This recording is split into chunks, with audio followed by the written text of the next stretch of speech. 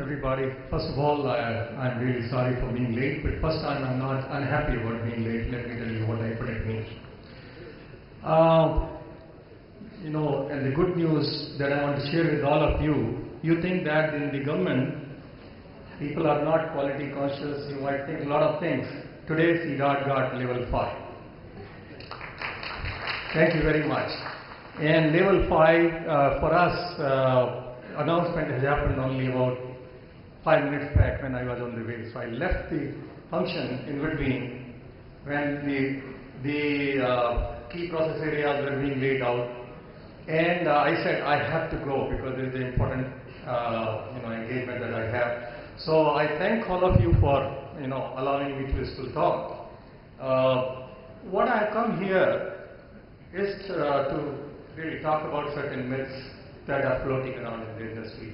And the talk actually dovetails into something that has been just now spoken.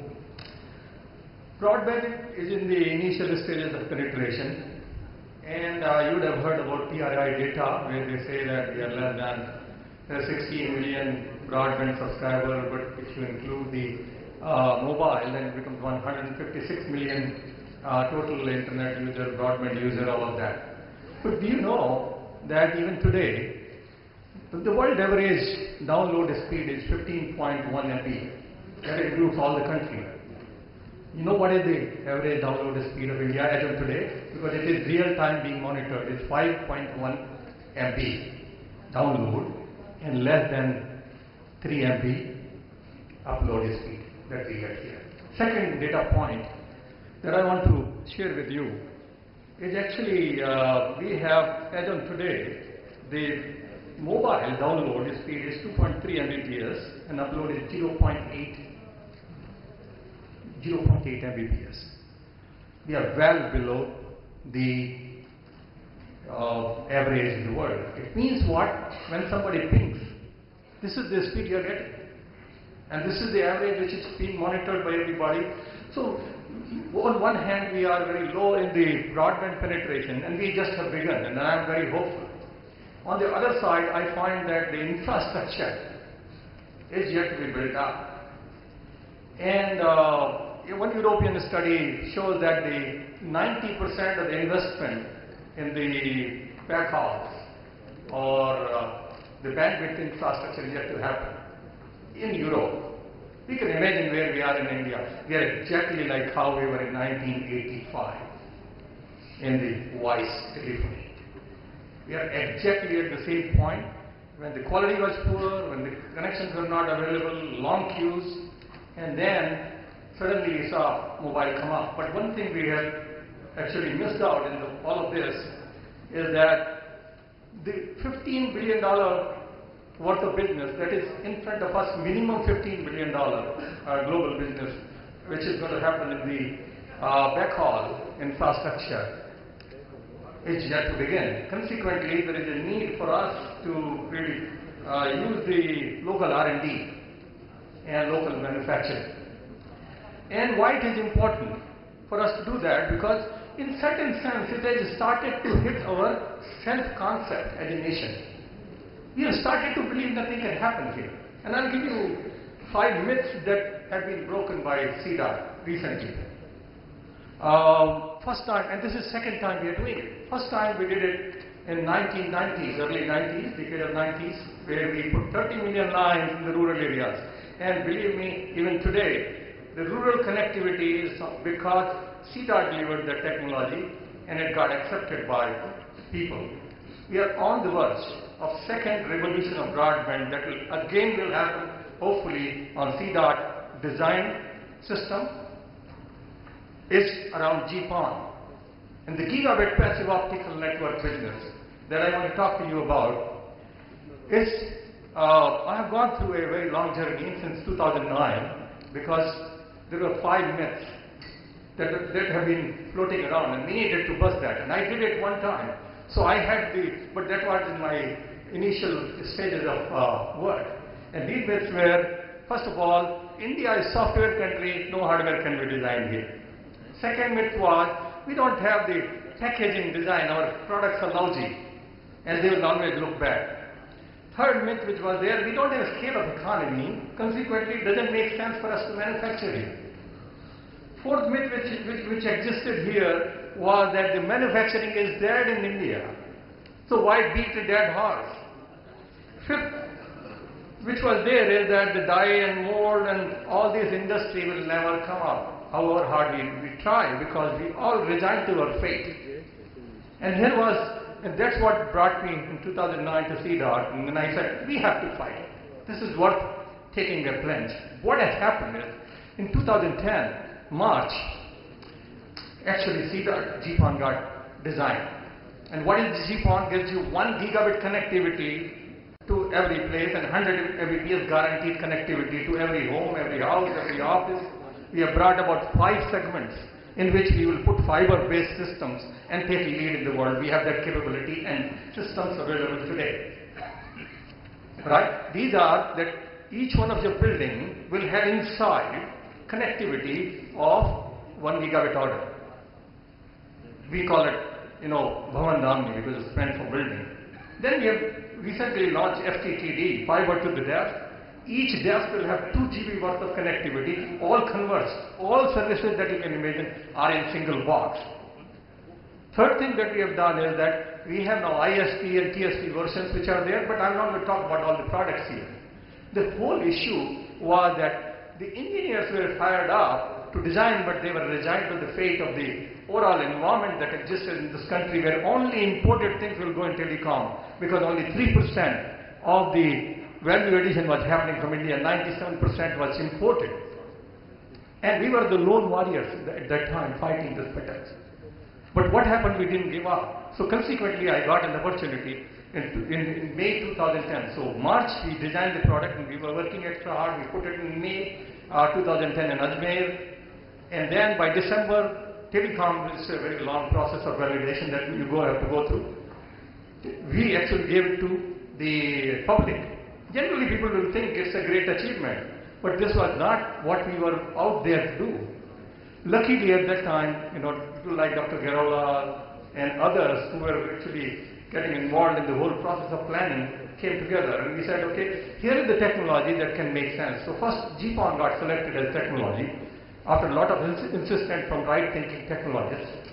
And then, what happened with this? This was another milestone in the journey. Then what happened is that we actually went to the manufacturers. 8 manufacturers we could find in this country. And what I was amazed at, that today we can produce 1 million pieces of anything that you want. They were all dying because their plants are sitting idle. They were making investment and they were outsourcing from China to manufacture things here in India and giving it back to those companies. So this is how they were, this was a survival game they were into. When I went to them, but I said you have to pay, so they actually paid up, 8 of them. We have to convince them hard. They thought some business can come, so they are entrepreneurs, they came about on board. And then finally what happened is that all of those produced this equipment. This got certified by TEC. It went around. So many questions were asked. It's like, if you want to do in this country right thing, there will be 1,000 people who will ask questions. You want to do wrong thing? Maybe 4 or 5. We went through that process of validation. Everything we answered. It's like poor man's son has to prove himself at every stage.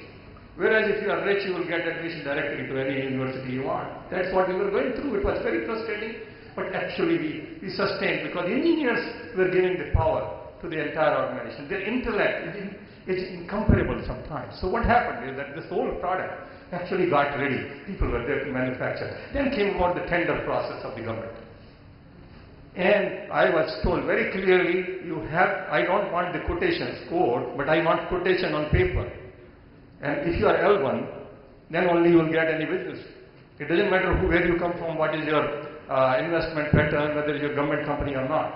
And I'm here to again tell you and share with you, many of you may be already knowing that the pricing of the Indian product, designed in India, manufactured in India, produced in India, which has packaging from India, is 2.6 times lower than the competition from the traditional country that we are talking about. 2.6 times. So the myth's broken multiple times. Second thing that happened is that we have the closest competition, and 5 people could qualify. 4 out of those are below this pricing point. That proved comprehensively to anybody who is sitting on a doubt that it is possible to design systems in India, it is possible to manufacture them here. All we want is a fair competition ground. Nothing else is required. The intellect, don't insult the intellect of this country by saying that things cannot happen here. This is all infrastructure, so it's all big thing. And why it happened is because this was a large opportunity which came in front of us. We could negotiate with the vendors a pricing which was comparable with China. And the equation that I gave to them was very simple. Some of you may be already sitting here. I said, if I find that your pricing is higher than the pricing that you have given to China, you will be out of my design. Because I knew the components that come constitute the cost. Manufacturing constitutes very little. So we did that, and this is the reason one of, why 8 manufacturers are all, I will name them here. They are Bell, 9,000 crore company in manufacturing, ITI, UTL, United Telecommunications, VMC Systems, who tied up with L&T, SIF, HFCL, SM Creative, and Tejas. We gave the technology to them. And today, that has resulted, that kind of confidence building, little by little, which has come about. What we are going to do now is that we are going to actually launch the 32 gig on a single fiber system, which is called, we have named it Divya Damini because it is like better than the Damini. Damini is the trade name there, which will give 1 gigabit symmetrical upload and download. I just read out the statistics for 32 people on single fiber. But the story doesn't end here. This is next quarter. Quarter after that, you will have 100 gigabit over single lambda coming from CDOT, and you will be able to actually bust all the congestion that you see in the network, and it is going to be lowest cost again. And I'm going to reach to the manufacturer, please come 100 gig on a single fiber on a single lambda with a capability to go to up to 8 terabit. The design is there for some people to look at if they have their manufacturers. The whole issue that I wanted to bring about is not about the actually one bid being won. Or I'm getting support from a lot of good people who understood what it is going through. The issue is, why the heck I have to struggle?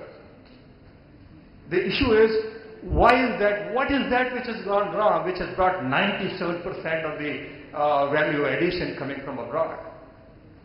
We know the answers. We know the problems. But we need the answers from policy. So the issues are that the trial that we have done in Tripura, North Tripura, there is a place called Panisagar. The trial that we have done in Ajmer district in Arain and Sarwar blocks. The trial that we have done in the Parvada, Andhra Pradesh, has proven very, very clearly to us that there is a more bandwidth requirement in the villages because we want to go video wave. We don't want to go text. We don't want to go. So we designed a system called DREX, which gives all the internet content to the people, even if they are illiterate. And I was tempted to go around. I have tried to show it to many, many decision makers here. I will just kind of finish that in a minute. I understand I'm getting a little passionate about what I'm talking about. So what happened is that people said, what for? I took it to ITU. They've changed the charter of ITU-D as of last week to include illiteracy as a disability, equivalent to that. So they want to promote the systems for illiterate people. Next week, engineers of CDOT are going to ETSI, and ETSI has taken that as a reference model for working group. What I am here to say is that let's make it fair and let's compete. And I have a very good feeling of what has happened so far, but I'm sure good days are ahead if they are not already there. Thank you.